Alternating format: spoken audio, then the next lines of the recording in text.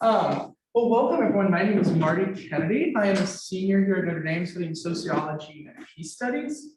I'm a proud native of South Bend, and I'll be presenting on LGBTQ plus activism at Notre Dame. Just a quick word, when I talk, I tend to stare at people. I'm not actually staring, this is how I speak. Yes. So if you want to share the slides now.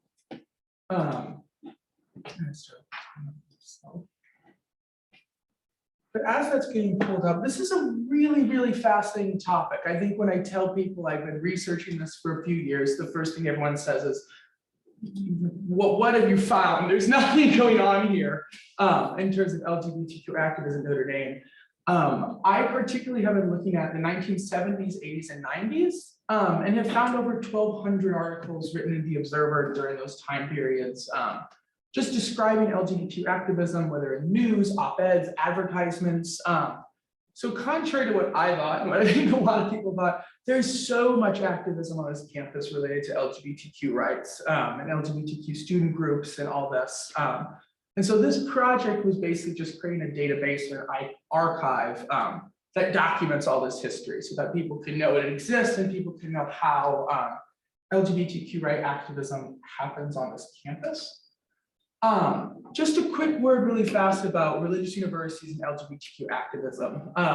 Sociological research has just proven that activism just tends to be much less at religious universities, especially LGBTQ activism. There's just less presence of activism. This kind of goes to this idea of the educational opportunity structure theorized by Coley, basically stating that certain institutional attributes kind of help or hinder certain issues from being mobilized over. So his argument in this sense is just religious universities, the institutional structure of it prohibits or hinders the chance of success or mobilization of LGBTQ rights. This is really popular in the book Day on God's Campus, which is a really fascinating book about Christian campuses mobilizing for LGBT rights. However, this does not mean that just because there's less activism and less visibility, there's no activism and no visibility. There is so much activism on Catholic Christian campuses around LGBTQ rights. It doesn't always succeed, but it is there. And so this project that I have, not working here, I think because I dropped it. So this project seeks to do two things. One, it seeks to combat the narrative that there is no LGBTQ activism and visibility at the University of Notre Dame, particularly in the 20th century. And two, I want to highlight how progress happens for LGBTQ rights at the University of Notre Dame. The answer, as you'll see, is because students fought for it and because students mobilized. No change that has happened on this campus in terms of LGBTQ rights has happened without decades of activism behind it. The quote at the bottom, just to kind of frame, this is from a book, Data Feminism, that basically just says the perspectives in this project are insufficiently encapsulate the full LGBTQ plus experience. I deal with what gets published in The Observer, which is our student newspaper. And so looking at the 70s and the 80s, particularly, we're not getting the full encapsulation of LGBTQ life and activism on campus, but we're getting what's being published in the newspaper, which is another interesting thing to look at in and of itself. So go to the next slide. Is it working? I'll check it. Yes. So what is this project? I have created a website that is meant to document as many articles as I could gather on LGBTQ rights on campus in order to provide a comprehensive database of news articles, advertisements, op-eds, to just describe, hey, here's what happened. I want to highlight the voices that have historically not been talked about at this university, and I wanted this history of LGBTQ rights activism to come to the forefront of discussion. I think it's a really important thing that this university needs to know, and students at this university need to know if we're going forward in the world and we're going forward in reimagining justice and seeking justice, here's how we can do it on this campus. The three major themes to the 70s through 90s I see are fighting for university acceptance. So as I'll show, it took a lot of time just to get a gay student group approved by the university. All activism kind of happened off campus, trying to come on campus. The second theme is, what is the orientation of the group? Should it be a support group? Should we kind of understand this culture that is unfriendly to LGBTQ people and help the people in it, help LGBTQ people to comprehend it, to understand it, or do we try to change the culture? And do we really perform activism and have marches and rallies to highlight some policy or change some policy? And then finally, it's just how can LGBTQ rights exist on a Catholic campus, on a Catholic institution? What is it? Is it possible? What are the arguments for it? What are the arguments against it? Where do we go from there?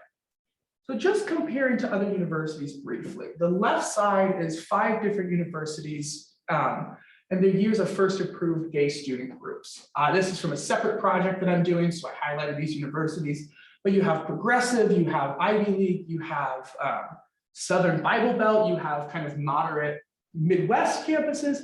Each campus had about 20 to 30 decades of an approved student group before the University of Notre Dame even accepted one, meaning they get funding, they get to meet on campus.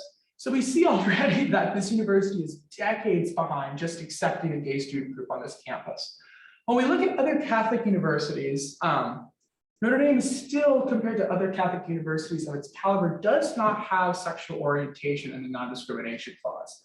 This is a fight that has happened for decades. It's a fight that's still happening right now. But technically, still speaking, the University of Notre Dame does not have the word sexual orientation in its non-discrimination clause. This is kind of in contention with the Supreme Court ruling this past summer that says you cannot discriminate in the workplace on sexual orientation. How that will play out, I don't know, because once controversy arises, we'll find out how it plays out. But just case in point, we don't have sexual orientation in our non-discrimination clause. So I kind of want to go through some of the decades and highlight some of the big instances of activism or kind of what went on in these decades. The 70s, you see, we had several gay student groups on this campus. We had Gay Liberation, we had Gay Awareness, Gay Student Alliance, and the Gay Students or Community of Notre Dame that kind of shifted names for a little bit. These existed. These were off-campus groups because they weren't approved, so they couldn't meet on campus, they couldn't get university funding, they couldn't bring speakers to campus, but they were here, they were present in the Observer. There are articles about them, they advertised in the Observer. The 3 kind of themes that come from these groups is, one, these are just underground support groups. These are not groups trying to change anything. These are not groups trying to get university recognition necessarily. It was more, we understand that we will not get university recognition, but we need to still help people, even if it's off campus. So we'll meet off campus, we'll do whatever, but this is a necessary group. The second thing is just fighting for visibility. In the 60s, Father Ted Hesburgh stated that there are no homosexual people at the University of Notre Dame. These groups kind of structurally sought to combat that with their visibility, just kind of telling people, hello, we're here, we exist, we are gay, and we are University of Notre Dame students. This is groundbreaking in the history of Notre Dame, just to show that people are visible.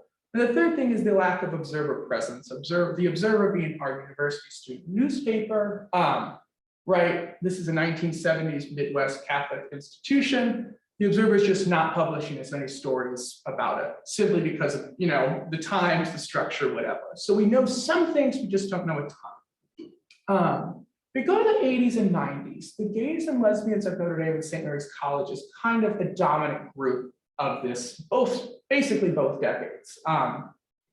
They're titled GLINSMIC as kind of an acronym, and the majority of the articles I found come from this group. This was very much a change from the 70s in that they were super activist groups. They were having marches, they were having petitions, they were having op-eds. Up here is a march for, I'm pretty sure that's to change the non-discrimination clause or to get them university approved as a recognized group. But this is a huge shift in the 70s where the visibility is becoming even higher and people are saying, we're gonna work to change the culture of Notre Dame. However, they do get denied recognition 3 times, in 1986, 1992, and 1995. They changed their name in 1998 and again get denied recognition, so it's technically 4 times.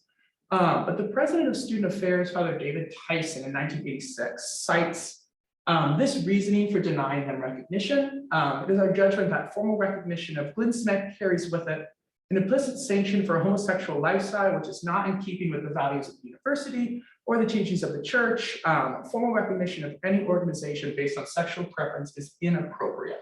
So this is kind of the culture, the institutional factors that these groups are combating.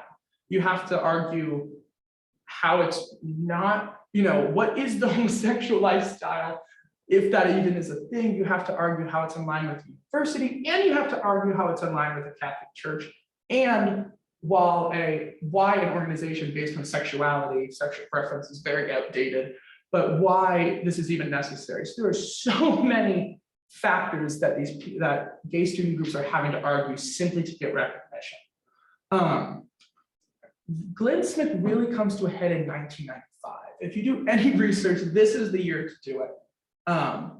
This is a pivotal event because in 1995, Glenn Smith was meeting at the University Council Center on campus. Whether or not this was sanctioned by the university is kind of unknown, but the university administration eventually found out about it, kind of banned them, and this repression sparked so much backlash that you see so many op-eds, you see rallies like the photo on the left in front of the main dome, you see petitions going around, and you see so much activism for a couple of semesters around this idea, for and against Glenn Smith, saying this is ridiculous, they should get to be on campus and be approved, or this is absolutely horrible, they should not be approved at all. The university did the right thing. This comes to a head in 1998 when the university, because of this activism, appointed an ad hoc committee on gay and lesbian student needs who actually advocated actively for a gay student group. So you see the university, the administration appointing a committee actually saying, we need a gay and lesbian student group on this campus. This is really important. I want to point out again, right?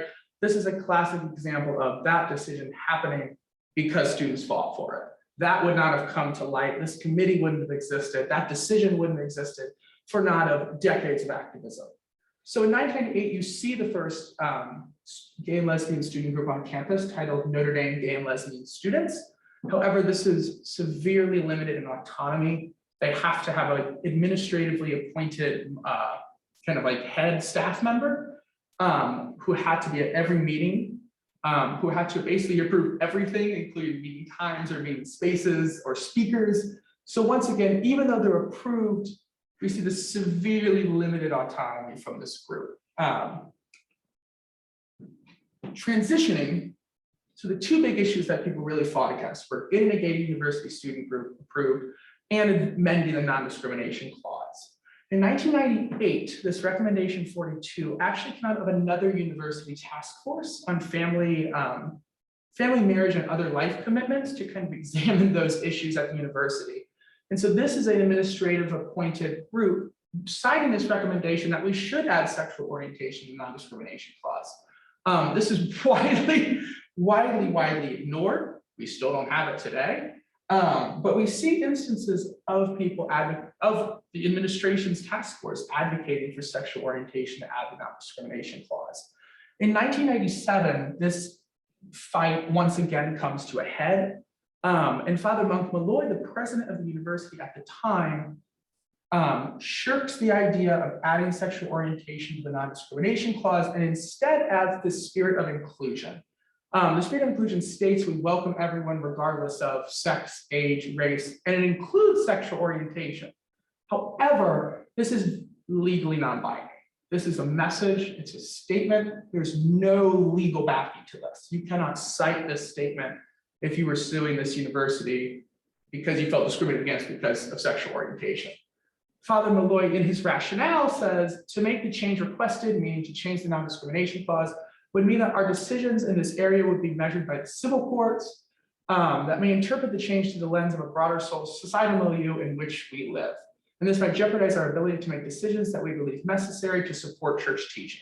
So what he's kind of saying there is we didn't do the non-discrimination clause because the civil courts might interpret discrimination on the basis of sexual orientation differently than what we as a Catholic institution determine as discrimination on the basis of sexual orientation. What that really means, I don't want to say recorded, but I'll let you kind of make that conclusion yourself of what was kind of going on there. But we get the spirit of inclusion, it's legally non-binding, you can see it hung up, but once again, it's a nice gesture, but it has no backing, legal backing to it. So let's fast forward to the present day. Where are we at now? My research has not expanded into the 2000s yet, 2010s. So this is just based off my time here. We see Prism ND, which is a now official LGBTQ student group, which is doing really fabulous work on this campus, but again, limited in autonomy, limited in how much they can do and how much approval they need. We see LGBTQ Donors, which is an initiative by Dane Sherman, one of our Peace Studies conference leaders, to kind of get the oral histories or the stories of LGBTQ people on this campus going back decades, kind of giving that aspect that my research and my data cannot give, giving those personal things, giving those personal statements to really understand what went on this campus. We see that the harassment policy in the bottom right has changed last year to include sexual orientation and gender identity. This is not the non-discrimination policy, this is the harassment policy, but it's still progress. And we see that just this past couple weeks, the student government had a Pride Fest and an LGBTQ+ experience panel to kind of lift the voices of LGBTQ people. All this being said, while this is great, it's important to recognize two things. One, there's still so much more work to do. While this is all great, there is still limited autonomy. There is still many other issues that need to get fixed, or even within these need to get changed to truly increase LGBTQ rights on this campus. And the second thing is to get that change, we have to look at history. We have to look at how change was possible. And the answer is student mobilization. The answer is student activism. Students raising their voices and saying, we want LGBTQ rights on this campus and here's how we're going to do it. You know, so while the Pride Fest is nice and wonderful, and it should be really lauded because it's actually very historic that we could even have that on campus, we have to recognize that the ability to have that on campus came from decades and decades of people pushing this university to increase LGBTQ rights. No one kind of woke up one day and said, the times have changed, okay, you know, we'll change the harassment policy. Or you know what, I just realized we should have a gay student group. This happened because decades and decades of students pushed for this change to happen. However limited, change has happened on this campus. So it's really important to recognize that however impossible LGBTQ rights, especially now transgender rights on this campus, however impossible they seem to be changed, there is a template. The template is mobilization. The template is pushing. The template is understanding it may take some time, but change can happen, especially for the LGBTQ community on this campus. So that's all I have. That's a lot of information. There's so much more I could talk about. And so we have about 20, 25 minutes for questions. If we don't have any, that's also fine. I can talk about more stuff, but that is our presentation right now. So thank you. And we'll go to the questions now.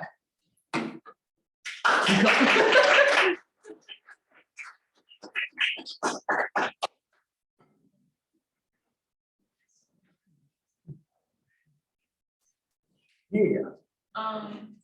So after your presentation, like where do you see the future of LGBTQ+ activism on campus?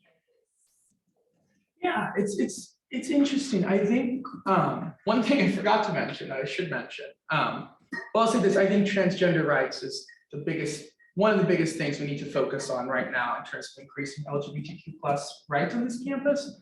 One thing I forgot to mention was the 70s, 80s, 90s. I used the term LGBTQ, but it's really was justice for LGBT, lesbian, gay, bisexual people. It wasn't people were being anti-transgender. It was just transgender issues just simply weren't mentioned or weren't included in these discussions. I think transgender inclusive housing is really, really important to talk about. Thankfully, we just actually changed like emails and Canvas and our infrastructure to include preferred names on emails, which is really important, a small but very important thing to look at. But I really think that is the next area we really need to focus on.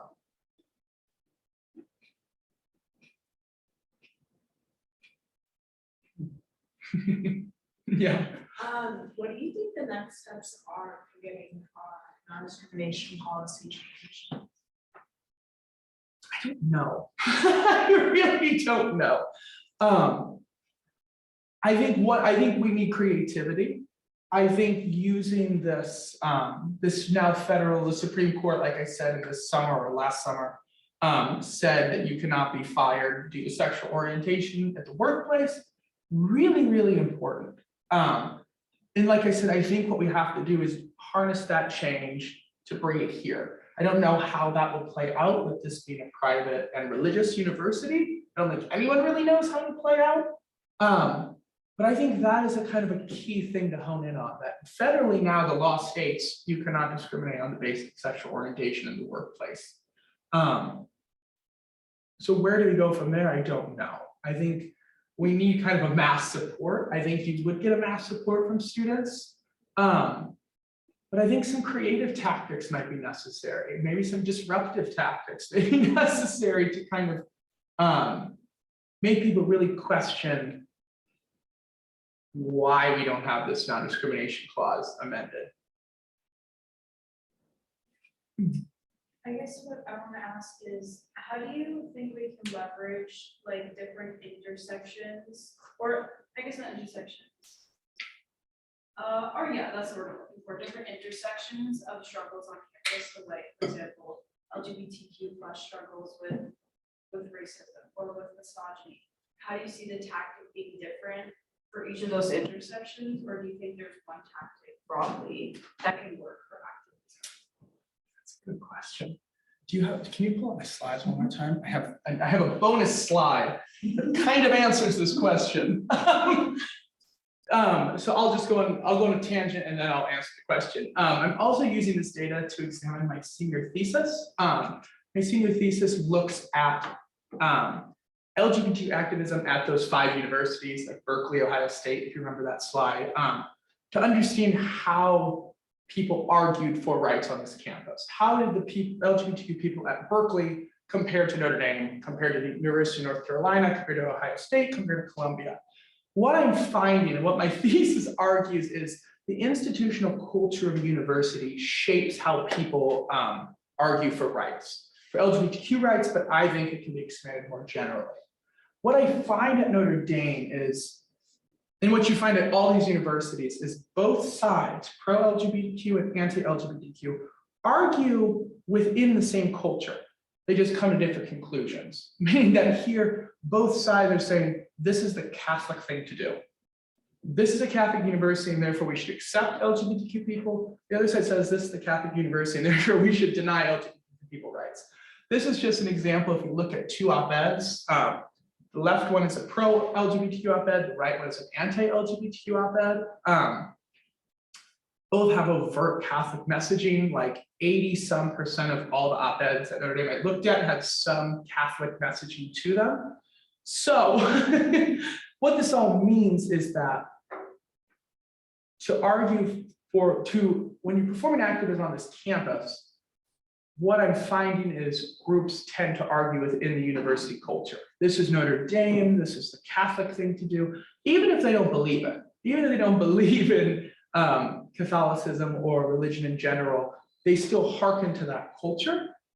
And so I think this is kind of the nexus of where groups can argue for, is while it may be not what people believe, what I'm finding is you may have to argue this is the Catholic thing to do. This is what Notre Dame stands for. We stand for justice in a Catholic sense. We stand for this in a Catholic sense. Even if I don't believe that, this is what people are arguing. So I think a template to include these other issues are one, first of all, use intersectionality. The difference of a white gay man's experience and a Black gay man's experience are entirely different on this university. And it's important to prioritize these voices. This argument is a different argument, kind of saying, we do that, but also make sure to kind of work with the institutional culture to truly make an impact. If you're coming over and you're saying, this is against Catholicism, but we're still going to do it, this is against what the church says, but we still need it on campus, that message is not going to register. at the university in an administrative sense, in a student sense, to truly get mobilization on any issue. My argument is you may have to abide by or play the rules of the game set by Notre Dame's culture. Does that make sense? Yeah. It's an interesting argument, and please debate me because it's not tested or proven. But this, when just simply looking at op-eds, how people argue for LGBTQ rights, this is what I'm finding is no matter the school, both sides play the rules of the game that the institutional culture sets for them, which I think could be a template for other issues or other social justice issues.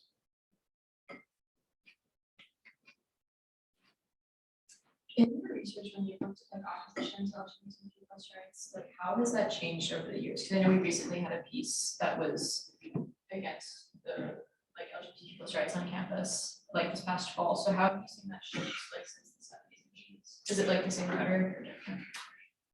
I think it's the same substance, it's not the same rhetoric. If in my honest opinion, I think the rhetoric has gotten a little more covertly homophobic than overtly homophobic. Or transphobic. You see people kind of in the 70s and 80s outward saying, using words abomination, it makes me sick, this is gross, this is evil. You see that much more overtly, whereas kind of in a present day, I feel you move to a little more of a covert, you use more covert language, kind of say things a little passively to not actively kind of use such strong rhetoric. This being said, the argument of it's within or not within the Catholic Church to include LGBT rights has always been present for the anti and the pro people. The anti people always are kind of citing kind of catechism or Bible or university policy saying, hey, remember the church is against same-sex marriage, the church is against homosexual acts, this is sin. We still you still have people saying that. In the 70s and in the 2020s. You still have the pro people saying, well, wait a second, this is a tolerant faith, this is a justice faith. You still see that in the 70s and in the 2020s as well. Which kind of speaks to that university culture, while it may change in some cases with the times, that intrinsic culture of the Catholic affiliation has dominated discourse throughout 50+ years.